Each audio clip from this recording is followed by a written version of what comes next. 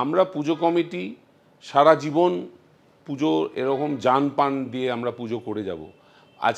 এবছর যদি পুরস্কার আমি পেয়েছি, গত বছর পাইনি, তার মানে এই নয় যে আমি এবছর ভেঙে পড়েছি। আমার বছর কি ভেঙে পড়েছিলেন?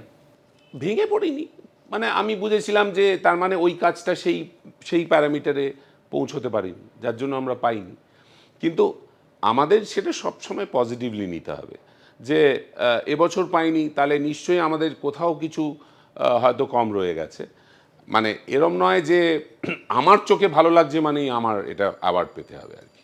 আমার তো সবসময় আমারটা ভালো লাগবে, কিন্তু আমি যদি সবসময় বলি আমি ভালো ছেলে, সেটা কে গ্রাহ্য করবে? অন্যকে তো বলতে হবে আমি ভালো ছেলে, তবেই তো সেটার একটা সার্টিফিকেট পাওয়া যাবে।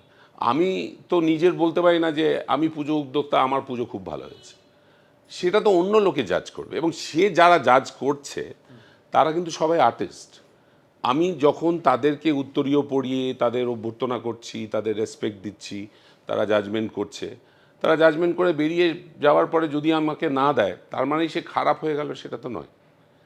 সে আমাকে নাও দিতে পারে।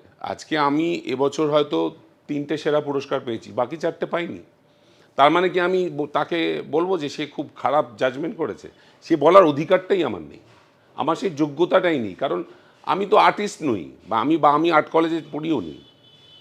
আমাদের যেটা আছে, আমাদের একটা এক্সপিরিয়েন্স আছে, কিন্তু সেই এক্সপিরিয়েন্সটাও আমি মনে করি যে কোনো সময় হয়তো গাফিলতি থাকতে পারে। মানে কারণ আমি যেহেতু সবকটা পুজো গিয়ে দেখতে পাচ্ছি না কলকাতা শহরে, কে কোন দিকটা ভালো করছে সেটা আমাকে সোশ্যাল মিডিয়ায় দেখতে হচ্ছে। এবার সোশ্যাল মিডিয়াতে দেখা আর ওখানে ফিজিক্যালি দাঁড়িয়ে দেখার মধ্যে অনেক আকাশ পাতাল তফাৎ আছে। তো এইটা আমার বিশেষ করে একটা ল্যাকুন আছে, যেহেতু আমি একটা পুজো উদ্যোক্তাটা, আমরা কিন্তু বেরিয়ে অন্যান্য পুজো খুঁটিয়ে দেখতে পারি না যে কে কোনটা ভালো করেছে।